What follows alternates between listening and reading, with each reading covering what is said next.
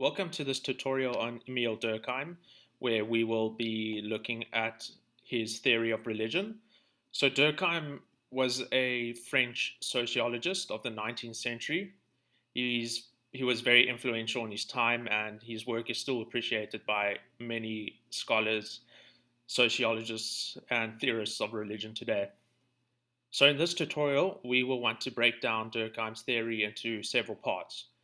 We'll look at his working definition of religion, the links he drew between religion and morality, his notion of religion as being eminently social, how he thinks religion unifies society, what he made of religious experience, and his understanding of religious symbols. So to begin with definition, Durkheim defines religion as, quote, a unified system of beliefs and practices relative to sacred things, that is to say, things set apart and forbidden, beliefs and practices which unite in one single moral community called a church, all those who adhere to them. So in this definition, we find three fundamental elements to religion. We find sacred objects, a set of beliefs and practices, and the existence of a moral community. So of these three, it's quite certain that the sacred is the most important. So it's important to note that Durkheim introduced an important distinction and dualism between what he called the sacred and the profane. So on the one hand, you have the sacred, which is distinct from the profane, and is that which incorporates all the higher elements of life, such as morality, reason, sociality, conceptualizations, and the soul. The sacred also inspires great respect and admiration on the part of society and the groups within society. It's set apart, and it's also set apart from believers who are kept at a distance. The profane, on the other hand, is that which is believed to desecrate the sacred, and from which the sacred must be protected. It is also the phenomena of mundane living, such as everyday earthly and material elements of existence. Durkheim's contrast between the sacred and the profane is a very core component to his theory of religion. To move on then, Durkheim speaks about religion and morality. He does speak about morality to great length throughout some of his work, but we won't need to look at that in too much detail. What is important is that he believed religion and morality are intimately linked, to the extent that the moral life and the religion of a society are intertwined. So for Durkheim, it was very unsurprising that wherever one finds a religion, one will also find a moral doctrine and the ideals that are communicated to believers. So, for example, you obviously have the Ten Commandments in Christianity and Judaism. You have the five pillars in Islam and the Four Noble Truths in Hinduism. In Buddhism. You also have the notion of moral authority that's relevant here. So Durkheim claims that moral authority emerges from the religious life and draws its authority from the power of religion itself. Moral authority is constituted by a force that is greater than individuals and it exists outside of the individual, but is also a force that penetrates the individual and shapes their personality. Also involved in this process is that of religious imagery, which becomes a physical source of moral authority for a society. This imagery inspires in people the emotions of fear, obedience, respect, and that makes individuals experience moral imperatives. Further, Durkheim is well known for defining religion as that which is eminently social. So being eminently social means that a fundamental component of social life is religion, and that religion will always be a part of social life.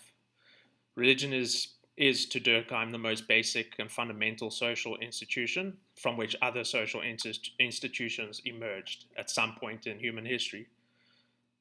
For his theory of religion, Durkheim primarily made use of ethnographic data from what he considered to be examples of the most primitive forms of religion. specifically the totemic religion of the Australian Aborigines. So he wished to study the simplest form of religion because he thought through that it would be possible to reveal religion's essential elements. Also important here are the theological implications of Durkheim's view, namely that religion is not the product of divine intervention on behalf of supernatural beings, God, or anything else, but human activity. So Durkheim specifically limits religion to society and to as a human creation. Religion is very much the glue that holds society together, so to speak. And here Durkheim emphasizes the notion of the religious ritual. Religious ritual, he believes, is necessary for the continued existence of a society, and participating in the religious ritual on behalf of a group is what Durkheim referred to as the collective effervescence. This is simply to refer to social life when the group that makes up a society comes together in order to perform the religious rituals. So, very fundamental to performing religious rituals is the point of unification, that through these activities, groups of people are unified. So the group comes together, it assembles in a similar fashion, and the participants participate in the same actions and behaviors. Durkheim believed that these rituals needed to be repeated in order to reaffirm the collective unity of a society. Otherwise, the existence of society itself is at risk. He also thought that if the religious life was not frequently reanimated and remembered, it would eventually be forgotten over time.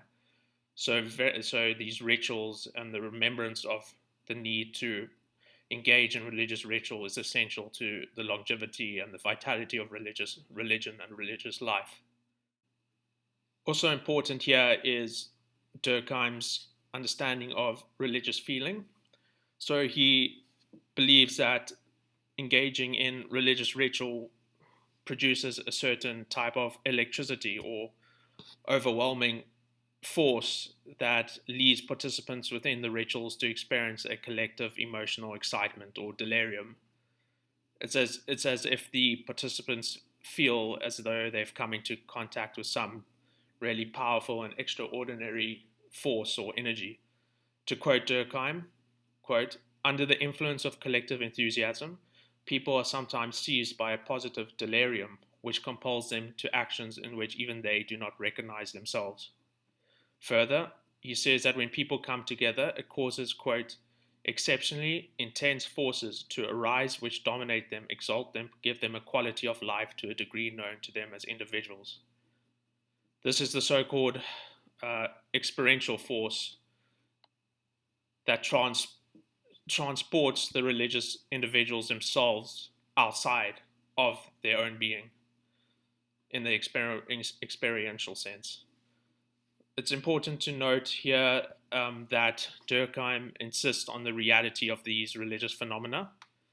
So Durkheim does not, like some other theorists, dismiss religion and religious experience as merely fantasies or illusions.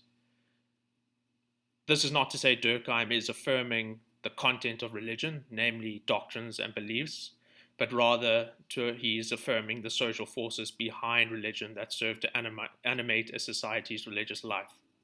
Durkheim also speaks about religious symbols and how he believes these have a role in religious consciousness. So, in religion, there are symbols which emerge from people projecting their collective energy onto an external object. Symbols help a society to be conscious of these forces by representing them, which is achieved through making religion visible. So, religious believers project onto an object the symbolism that turns that object into something sacred. Sacred objects can be very diverse and can refer to many things. So you got supernatural beings and deities, you got angels, and you got all these other supernatural entities. God, for example, is a sacred object for Christians, Allah for Muslims, and the Four Noble Truths for the Buddhists. You get physical objects that are often deemed sacred, so rocks, mountains, rivers, forests, crosses, totem poles, and so on. Durkheim also made the radical claim that society's sacred object is nothing but the collective forces of the group transfigured. In other words, religion is society worshipping itself, and through religion, individuals represent to themselves society and their relationship to it. It's safe to say, in conclusion, that Durkheim remains a fascinating theorist and sociologist, and that many sociologists today still find his work very valuable. In particular, we have Durkheim's work on the topic of suicide, a subject through which in his day he attempted to demonstrate that sociology is also a legitimate science and should be treated as such. This work of his is viewed favorably because of Durkheim's ability to draw up hypotheses and test his theory and draw conclusions from his theory. There's also no doubt much to agree with when it comes to his theory of religion. He certainly identifies the fact that religion has a very strong social dimension and that it can serve to unify society. Religion also certainly involves groups of people coming together to perform rituals, and that these rituals can have a very strong emotional, provide participants with a very strong emotional experience. Religion also involves an array of sacred symbols that are rendered sacred by the religious community itself. So there's much to commend with in Durkheim's theory of religion and shows his relevance to modern the modern academic study of religion.